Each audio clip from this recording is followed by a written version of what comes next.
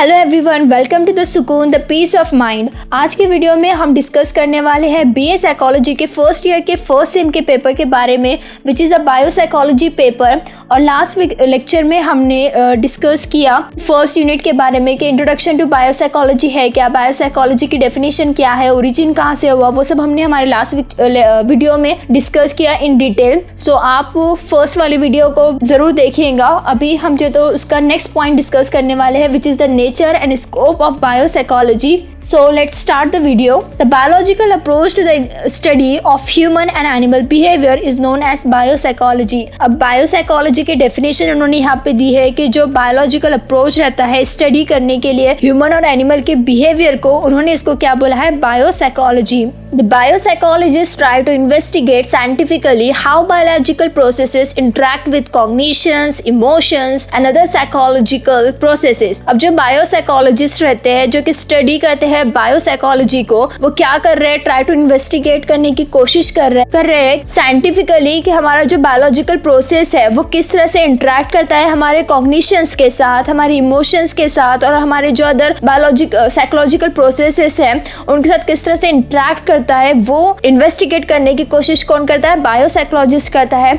Now what is the cognition is, cognition is a method which we use to acquire knowledge by the process of thinking, feeling. Cognition क्या है, एक method है जिसके ज़रिए से हम क्या करते हैं, नॉलेज गेन करने की कोशिश करते हैं with the help of our thinking capacity, our feelings. जो भी थॉट प्रोसेस होता है, जो भी थिंकिंग प्रोसेस होता है, जो हम यूज़ करते हैं to acquire the knowledge is known as the cognition. Okay, so but biopsychology as a separate discipline of neuroscience emerged in the 20th century. जैसे कि हमने पहले भी देखा, जो बायोसाइकोलॉजी है वो न्यूरोसाइंस से बना हुआ है। तो न्यूरोसाइंस से बायोसाइकोलॉजी कब सेपरेट हुआ था, 20th सेंचुरी में सेपरेट हुआ था। अभी ये किसने किया था, एक जो है तो कैनेडियन साइकोलॉजिस्ट थे and his name was Donald Olding Hebbs, H.O. Hebbs. He was the Canadian psychologist and he is the first who distinct neuroscience. उन्होंने जो है तो न्यूरोसाइंस को और बायोसाइकोलॉजी को एक अलग पार्ट बना दिया, इंडिपेंडेंट पार्ट बना दिया बायोसाइकोलॉजी को। सो he was the D.O. Hebbs and he was also publicated the Organization of Behavior in 1949. उन्होंने एक बुक भी पब्लिश की थी and the book name was the Organization of Behavior. 1949 में ये बुक पब्लिश हुई थी। In the field of psychology and neuroscience paved the way for future investigation of neural foundation of behavior. What he proposed in 1949 is being applied in the present time in the field of engineering, robotics, psychology, neuroscience and neuropsychology. अब इन्होंने यहाँ पे बताया कि जो हेब्स ने propose किया था 1949 में, वो जो है तो अभी हम यूज़ करते हैं कहाँ में, बहुत ज़्यादा फील्ड में यूज़ करते हैं, which are the engineering field में हम इसका यूज़ करते हैं, बायोसाइकोलॉजी का, रोबोटिक्स फील्ड में, साइकोलॉजी में, न्यूरोसाइंस में और न्यूरोफिजियोलॉजी में हम जो है तो इस चीज़ का यूज़ करते हैं, which was the proposed by the Donald Olding Hebbs in 1949. In biopsychology thus draws information from neurosciences and use the information to study human and animal behavior.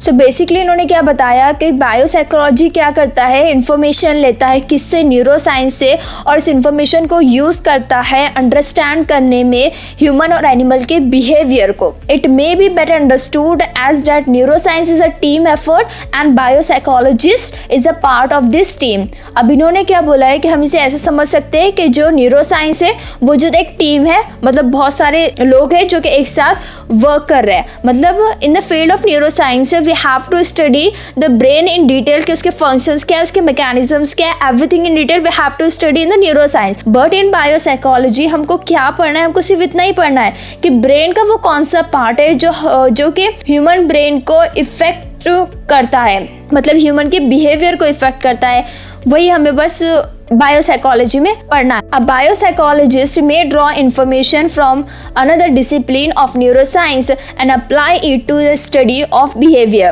Few of the discipline of neuroscience that are of particular relevance of biopsychology are as follows. अब जो है तो इन्होंने neuro science के कुछ disciplines के बारे में इंफॉर्मेशंस दी है जो कि हमें स्टडी करना है अभी। सो बेसिकली इन्होंने वही बताया कि हमें न्यूरो साइंस के पूरा इन डिटेल नहीं पढ़ना है, हमें क्या पढ़ना है कि वही जो कि इफेक्ट करता है बायोसाइकोलॉजी के जरिए से, मतलब जो हमारे ह्यूमन बिहेवियर पे इफेक्ट करता है। तो इसके अंदर हमें जो है तो 6 न्यूरो साइंस के 6 पार्ट को पढ़ना है in the under of biopsychology. And the first part is neuro anatomy. अब as a name suggest neuro anatomy 2 things से बना है, न्यूरॉन प्लस एनाटॉमी। अब हमने पहले भी देखा कि एनाटॉमी क्या है, is the study of the any organ of the living thing. कुछ भी मतलब बॉडी के ऑर्गन की स्टडी करना इज द एनाटॉमी। तो न्यूरो एनाटॉमी में हमको क्या करना है, it is the study of structure of the nervous system. इसके अंदर जो था हमें इन डिटेल स्टडी करना है structure of the nervous system के बारे में। And the second one is neurochemistry. It is the study of chemical aspect of the nervous activity. इसके अंदर क्या करना है, न्यूरोकेमिस्ट्री के अंदर हमें स्टडी करना है chemical aspect of nervous activity के, केमिकल प्रोसेसेस किस तरह से इंटरेक्ट करते हैं एक दूसरे के साथ, वो सब हमें इन डिटेल स्टडी करना है न्यूरोकेमिस्ट्री के अंदर। Then third one is the neuropathology. It is the study of disorder of the nervous system. Neuropathology में हमें क्या स्टडी करना है, डिसऑर्डर्स के बारे में स्टडी करना है। जो भी डिसऑर्डर होते हैं हमारे नर्वस सिस्टम के अंदर, उन तमाम डिसऑर्डर की स्टडी कायम आएंगी न्यूरोपैथोलॉजी में। फर्स्ट इसमें हमने स्टडी किया था पूरे स्ट्रक्चर के बारे में कि किसका क्या स्ट्रक्चर है, वो क्या काम कर रहा है, वो सब हमें स्टडी करना है न्यूरो एनाटॉमी में। Second one is a neurochemistry. अब स्ट्रक्चर तो पता चल गया, लेकिन उसके अंदर के जो केमिकल प्रोसेसेस है वो क्या काम कर रहे हैं वो हमें स्टडी करना है। देन स्ट्रक्चर भी पता चल गया, केमिकल प्रोसेस भी पता चल गए। देन थर्ड इसमें हमने स्टडी किया कि वो केमिकल प्रोसेसेस अगर इनबैलेंस हो गए तो उनकी वजह से क्या क्या डिसऑर्डर होंगे, तो वो हमने स्टडी किया न्यूरोपैथोलॉजी में। And the fourth one is the neuro endocrinology. It is the study of interaction between the nervous system and endocrine system. अभी इसके अंदर हम क्या स्टडी कर रहे हैं कि माइंड किस तरह से इंटरेक्ट करता है हमारे बॉडी के दूसरे पार्ट्स के साथ, वो हम स्टडी करेंगे न्यूरो एंडोक्रिनोलॉजी में। और एंडोक्राइन सिस्टम के बारे में हम इन डिटेल स्टडी करेंगे हमारे आगे की वीडियोस में। And fifth one is the neuropharmacology. It studies the impact of drugs on neural activity. Neuropharmacology में हम क्या स्टडी कर रहे हैं कि कोई भी ड्रग है तो उसका क्या इफेक्ट होता है, क्या इम्पैक्ट पड़ता है हमारी मेंटल एक्टिविटी पे, हमारे न्यूरल एक्टिविटी पे, वो हम इसमें डिस्कस करेंगे। अब इसके अंदर जो इम्पैक्ट ऑफ ड्रग्स में आ जाएगा कि जो भी पर्सन है वो अल्कोहल लेता है, वाइन लेता है या ड्रग्स लेता है जिस भी टाइप के, उसका क्या इफेक्ट होता है हमारे मेंटल एक्टिविटी में, वो सब आ जाएगा न्यूरोफार्माकोलॉजी में। And the last one is the neurophysiology. Neurophysiology में हम स्टडी करेंगे functions and activities of the nervous system, कि नर्वस सिस्टम के क्या क्या फंक्शंस हैं और वो किस तरह से एक्टिविटीज़ करता है। In detail we have to study the neurophysiology. So basically ये जो तो न्यूरो साइंस के 6 पार्ट थे in the under of biopsychology. First one was the neuro anatomy, neurochemistry, neuropathology, neuro endocrinology, neuropharmacology and neurophysiology. So अब इन्होंने बताया कि अब हम ये कह सकते हैं कि जो फील्ड है बायोसाइकोलॉजी, ये जो तो बहुत ज़्यादा डाइवर्स है and it is one of the branches that contribute to neuroscience, के न्यूरोसाइंस की में जो है तो कंट्रीब्यूट करता है। The research conducted in biopsychology is also from varied perspective. Biopsychological research is conducted on human or non-human participant. अब इन्होंने बोला कि रिसर्च कंडक्ट कर सकते हैं बायोसाइकोलॉजी में, उसके जो तो बहुत ज़्यादा अलग अलग पर्सपेक्टिव रहते हैं। और इन्होंने ये भी बताया कि जो बायोसाइकोलॉजिकल रिसर्च होती है वो 2 थिंग्स पे की जाती है, एक ह्यूमन पे और एक नॉन ह्यूमन पार्टिसिपेंट पे की जाती है। The most common non human research participants are, अभी जो नॉन ह्यूमन पार्टिसिपेंट्स है जिसके ऊपर हम बायोसाइकोलॉजी की रिसर्च करते हैं, तो वो कौन से हैं? They said that they are the mice, rats, followed by cats, dogs and primates. इन सब थिंग्स पे जो तो हम रिसर्च करते हैं, क्योंकि डायरेक्टली हम ह्यूमन बींग्स पे तो रिसर्च नहीं कर सकते ना। That's why we are firstly researching on mice and rats and all this type of animals. There are 3 advantages in conducting research on non-human participants. अब इन्होंने क्या बताया कि जब हम non-human participants पे रिसर्च करते हैं उससे कुछ advantages भी होते हैं.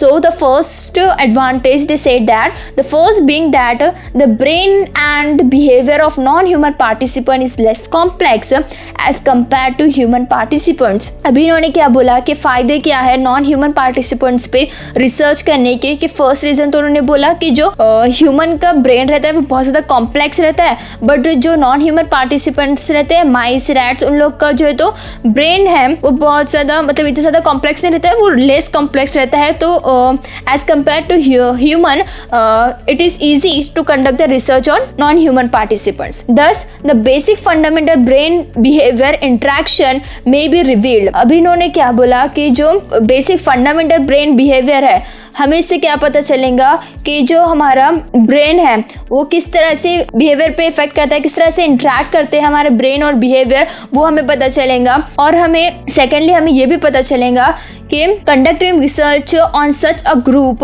Leeds to comparative approach where biological process of different species में बी कंपेयर्ड. उन्होंने ये भी बताया कि जब हम जो तो दूसरे डिफरेंट स्पीशीज पे हम जो तो रिसर्च करेंगे उनको कंपेयर करेंगे एक दूसरे के साथ, तो हमें ये पता चलेगा कि वो जो तो किस तरह से इंटरेक्ट करते हैं एक दूसरे के साथ, उनका बिहेवियर क्या होता है, ये सब थिंग्स हमें पता चलेंगी. And thirdly it is easy to conduct research on laboratory animals rather than human participant due to ethical reasons. And the third reasons to conduct the research on non-human participant is we having some ethical issues, ethical reasons रहते हैं. इसके वजह से laboratory में research करना बहुत ज़्यादा easy हो जाता है, ह्यूमन नॉन ह्यूमन पे रिसर्च करना बहुत ज़्यादा ईजी हो जाता है due to the ethical reasons. Then they said that research in biopsychology may be a pure research and applied research. अब इन्होंने ये भी बोला है कि जो रिसर्च होती है बायोसाइकोलॉजी में वो 2 टाइप की होती है, एक तो प्योर रिसर्च रहती है और एक अप्लाइड रिसर्च रहती है. प्योर रिसर्च को आप बेसिकली समझ सकते हैं शॉर्टकट में, अगर आपको समझना है तो हम प्योर रिसर्च को बोल सकते हैं डिटेल एक्सपेरिमेंट करना, और अप्लाइड रिसर्च को बोल सकते हैं कि वी हैविंग द एम, हमारा जो तो कुछ एक एम होता है जिसकी वजह से हम जो तो ये रिसर्च करते हैं. अब इसको डेफिनेशन के साथ अगर हम समझने की कोशिश करें तो प्योर रिसर्च क्या होती है, it is also known as basic or fundamental research. जो प्योर रिसर्च रहती है उसको बेसिक और फंडामेंटल रिसर्च भी बोला जाता है. And it is conducted without any prior aim or goal. जो प्योर रिसर्च रहती है उसका जो तो कुछ एम नहीं होता है, उसका कुछ गोल नहीं होता है, बस हमें वो चीज पता लगानी होती है.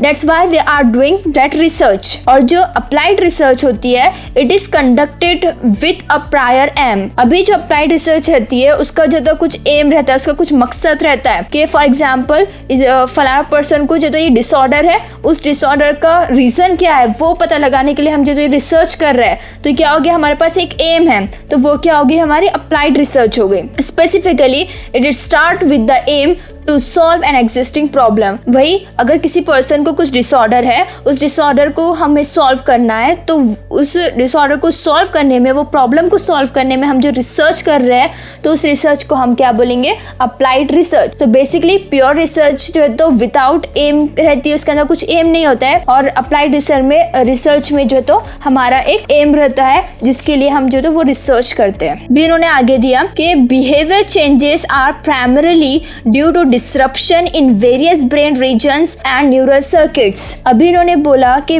जो हमारे बिहेवियर में चेंजेस आते हैं वो किस वजह से आती है. फर्स्ट उन्होंने बोला डिसरप्शन की वजह से आती है, इन वेरियस ब्रेन रीजन्स में जो डिसरप्शंस होते हैं उनकी वजह से आएंगी, या फिर जो तो न्यूरल सर्किट्स में जो चेंजेस हो जा रहे हैं उस वजह से जो तो हमारे बिहेवियर में चेंजेस आएंगी. हेड इंजरी हो गया, हेड इंजरी की वजह से हमारे माइंड में, ब्रेन में क्या चेंजेस आते हैं वो जो तो हम इसमें देखेंगे. दिस में happen because of head injury. Head injury की वजह से हमारे बिहेवियर में चेंजेस आ जाएंगे. या सेकेंडली उन्होंने बोला कि learning, exercise etcetera also changes the neural structure.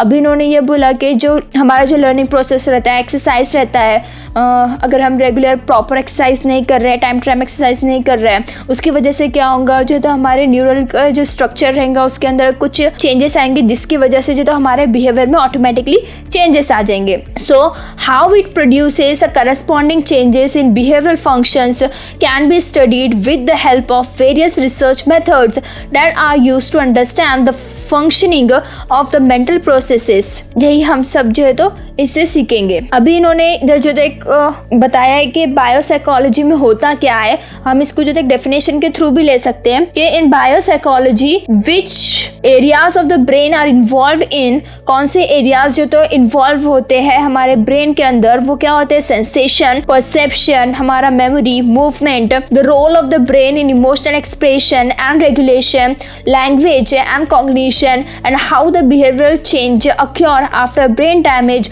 और trauma. This are all come into the under of biopsychology. So आज के वीडियो का हमारा जो सेकेंड पॉइंट था, nature and scope of biopsychology, वो यहाँ पे एंड होता है। I hope you all are understand it. अभी हम आगे के वीडियोस में देखेंगे जो हमारे यूनिट 1 है इंट्रोडक्शन टू बायोसाइकोलॉजी का third point which is the division of biopsychology. इसको हम इन डिटेल डिस्कस करेंगे हमारे नेक्स्ट वीडियो में। I hope you all are understand it. So आगे का वीडियो देखने के लिए please subscribe to my channel and hit the bell icon so you can get the notification whenever I upload my video, so you get the notification of it. And please do like to my videos so I can get the motivated and uploaded new videos for you. Thank you so much.